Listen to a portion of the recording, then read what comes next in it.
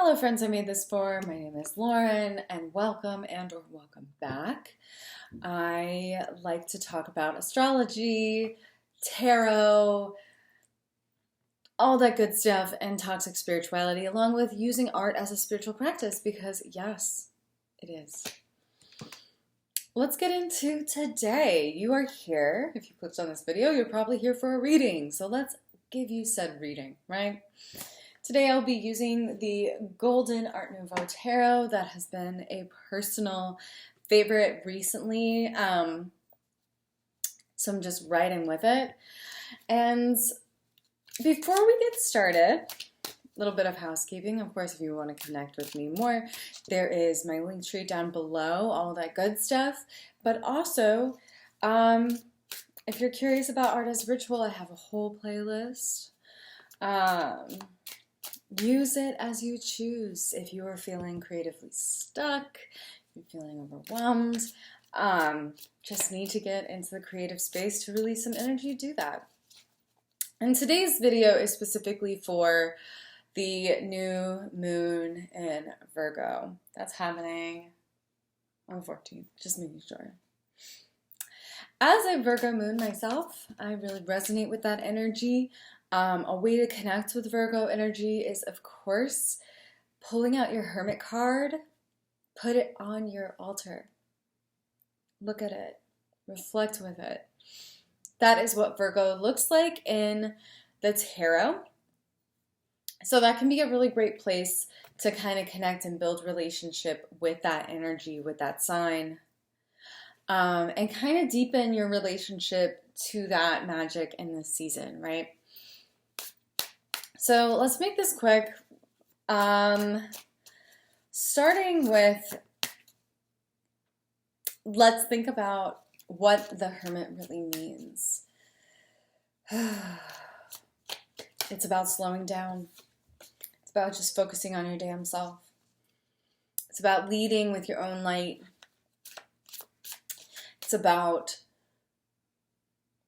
using your own discernment to really understand what your next steps are.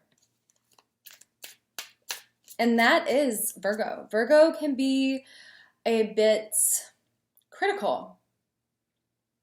But what's bad about that? Be critical. Use your discernment. People are out here trying to just convince everyone and anyone that they have the fucking world figured out. And guess what? They fucking don't. None of us do. It's fine. Anyway, let's make this quick and actually do some readings.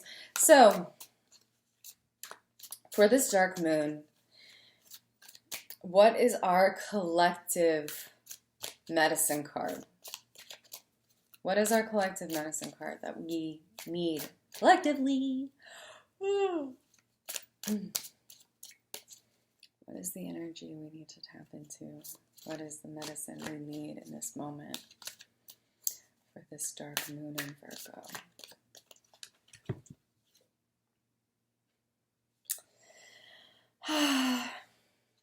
Isn't it always? Aries. Aries is the initiator. Aries is the energy sometimes seen as the father or the masculine. That doesn't resonate with me though, and if you've been here for a while, you know. Emperor is more to me of the provider, right? The provider who maybe doesn't get to be the soft and cuddly one, but goes out and does what they need to do.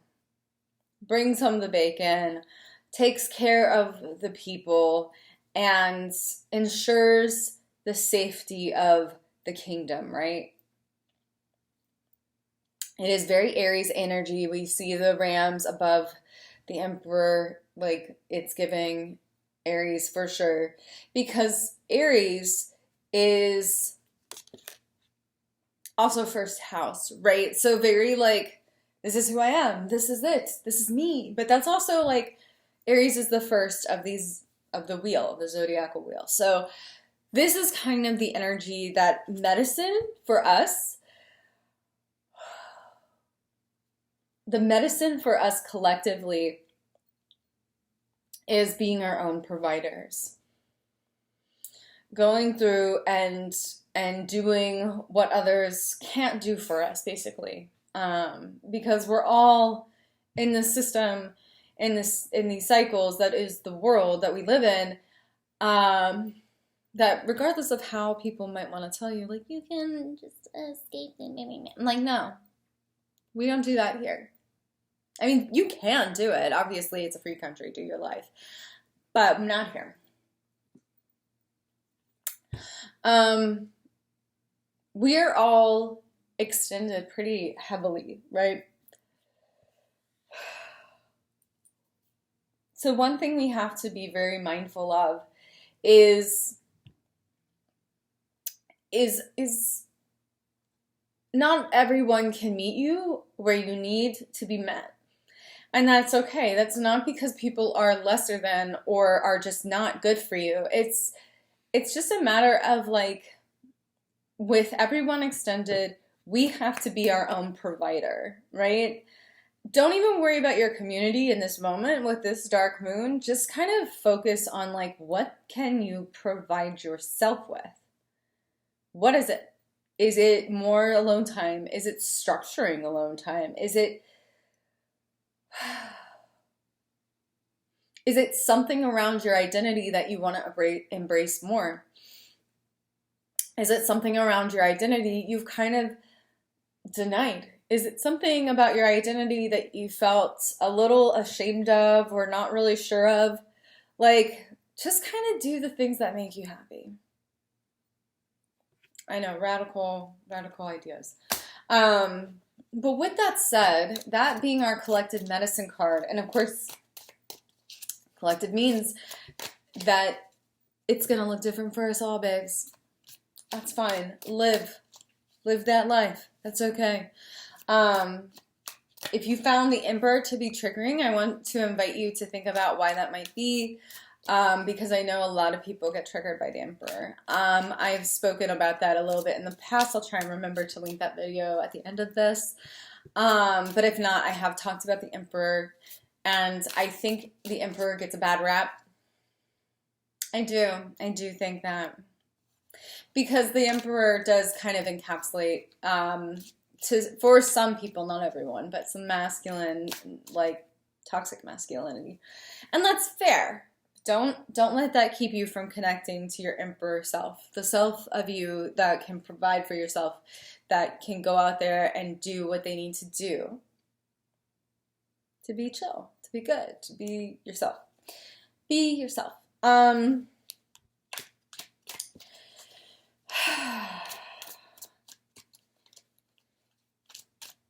On the note of what is our medicine card being the Emperor, how do we embrace our Emperor energy more? Yeah, that's the right question. You know, I don't pull jumpers. I don't look at jumpers. I don't like how can we step into the Emperor position, that throne of self, a little with more ease?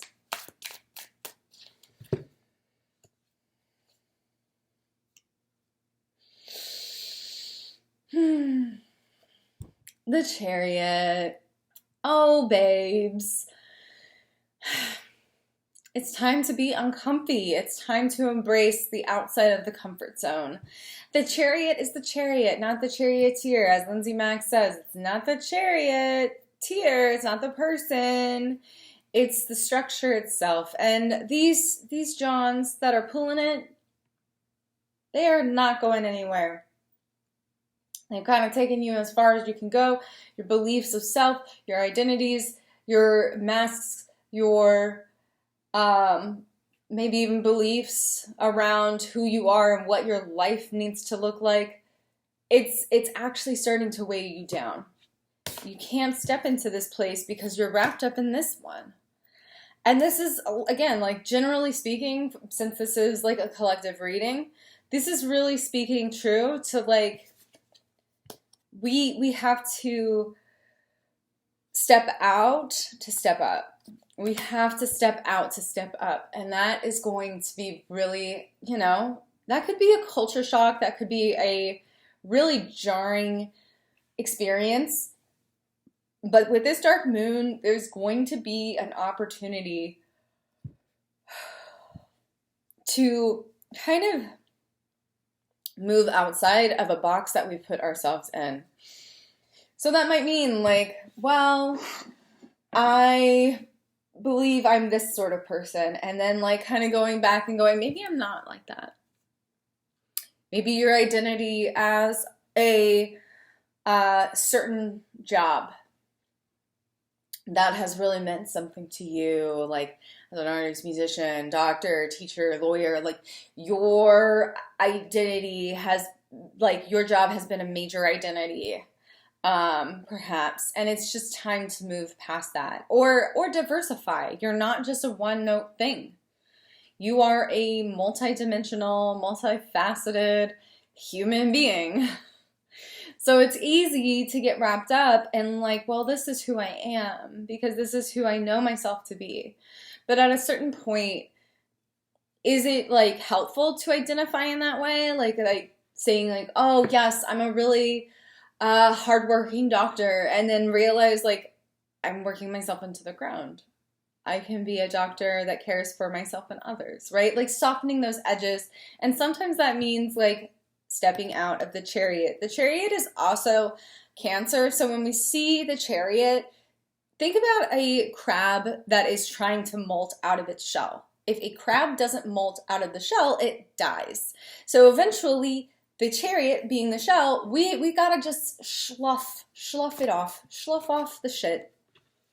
That's all. You're not a bad person for changing directions. Let's say you're talking about gender identity or any other identity about you. Like, you can change. You can go from like, yeah, I'm he, him, to like he, they. Like, the world is your oyster. But you don't want to live in the Chariot, in that shell that says like, you have to stay in here, because it can become crushing. Okay, let's not be crushing. Last card I'm going to pull.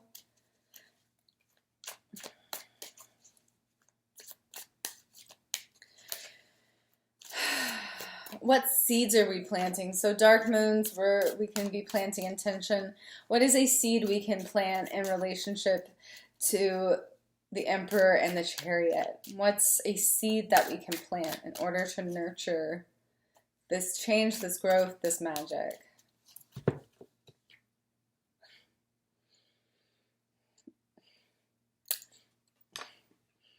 If the tarot just ain't so on point, though. So, Eight of Swords. Your head can become your own prison.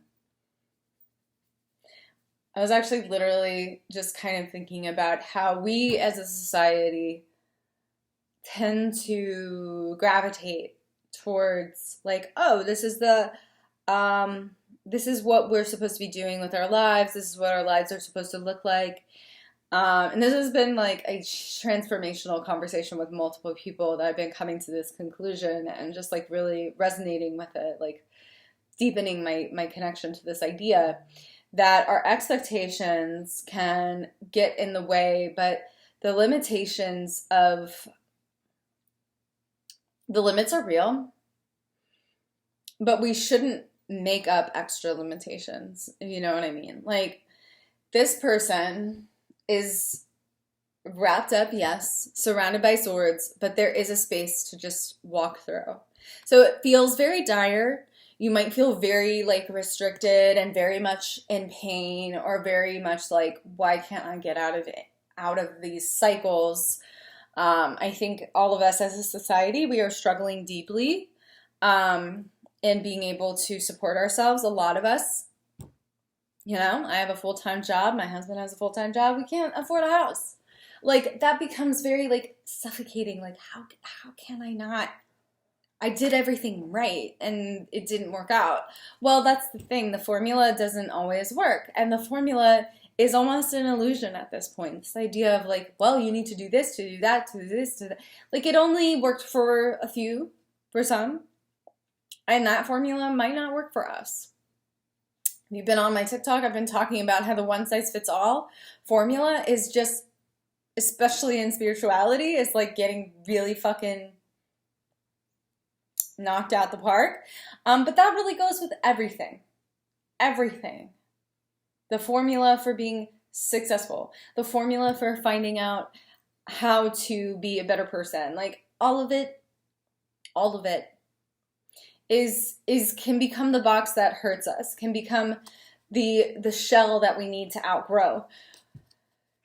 The truth is, I talk about this all the time, that individuality and this individualism is not the thing to save us, but sometimes we do have to just reflect and do the personal work. This dark moon will be a lot of personal work and like, okay, how do I provide for myself?